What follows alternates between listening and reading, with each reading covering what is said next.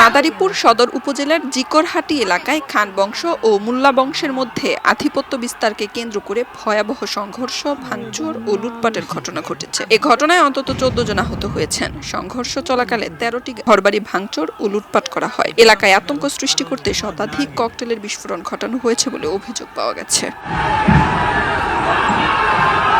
স্থানীয় সূত্রে জানা যায়, সোমবার ভোর 6টা থেকে এলাকায় আতঙ্ক সৃষ্টি করার উদ্দেশ্যে একের পর এক ককটেলের বিস্ফোরণ ঘটানো হয়। এতে সাধারণ মানুষের মধ্যে চরম ভীতি ছড়িয়ে পড়ে। পরে সকাল 8টার দিকে খান বংশ ও মোল্লা বংশের লোকজন সরাসরি সংঘর্ষে জড়িয়ে পড়ে। এ সময় উভয় পক্ষ দেশীয় অস্ত্রশস্ত্র নিয়ে সংঘর্ষে অংশ নেয়।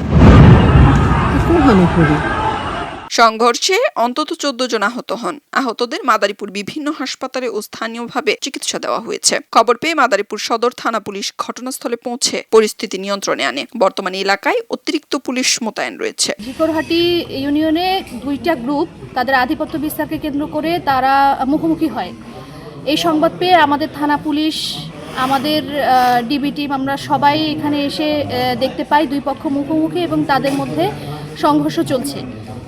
তো তখন আমরা তাদের বিরুদ্ধে শক্ত অবস্থান নেই, দুই পক্ষের বিরুদ্ধে আমরা শক্ত অবস্থান নেই এবং আমাদের সর্বাত্মক প্রচেষ্টায় আমরা তাদেরকে ডিসপার্স করতে সক্ষম হই। এ ঘটনায় এলাকায় থমথমে পরিস্থিতি বিরাজ করছে। যে কোনো অপ্রীতিকর পরিস্থিতি এড়াতে আইন শৃঙ্খলা বাহিনী সতর্ক অবস্থানে রয়েছে। খবরের কাগজ, নিখাত, নির্ভীক, নিরপেক্ষ।